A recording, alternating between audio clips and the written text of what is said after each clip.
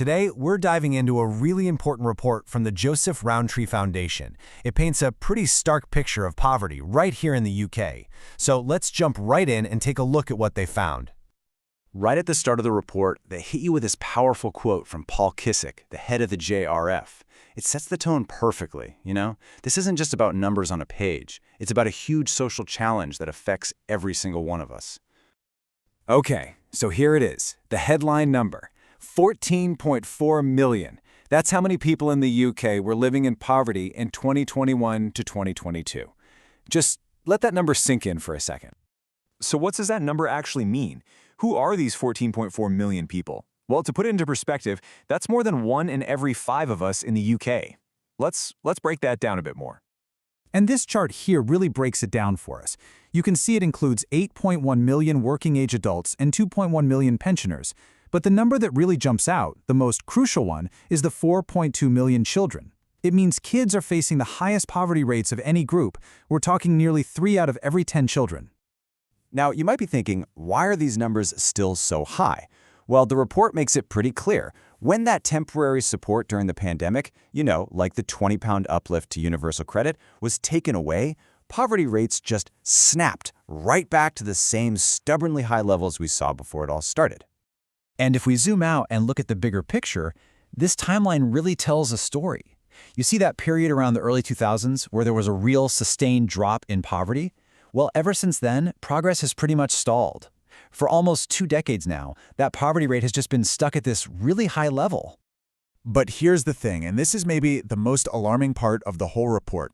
It isn't just about how many people are in poverty. It's the fact that for those at the very bottom, things are getting much, much worse. Their poverty is deepening. So to get our heads around this, we need to understand a key term they use, very deep poverty.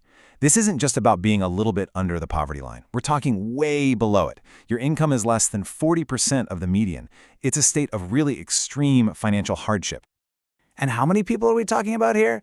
A shocking 6 million.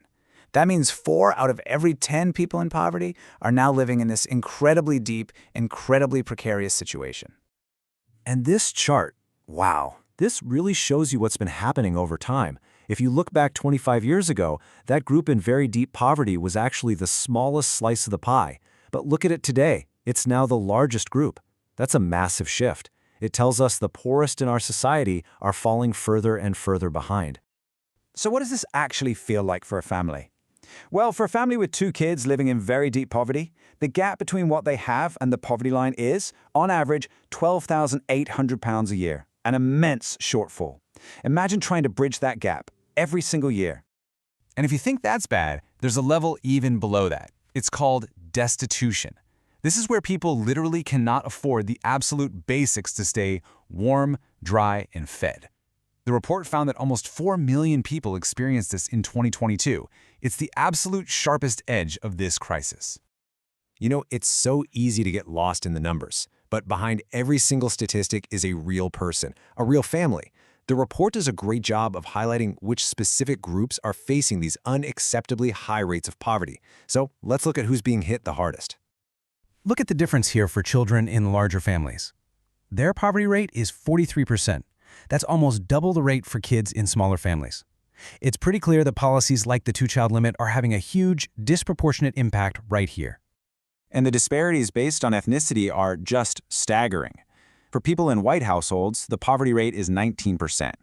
But for people in Pakistani and Bangladeshi households, that figure skyrockets to over 50%. That's 1 in every 2 people.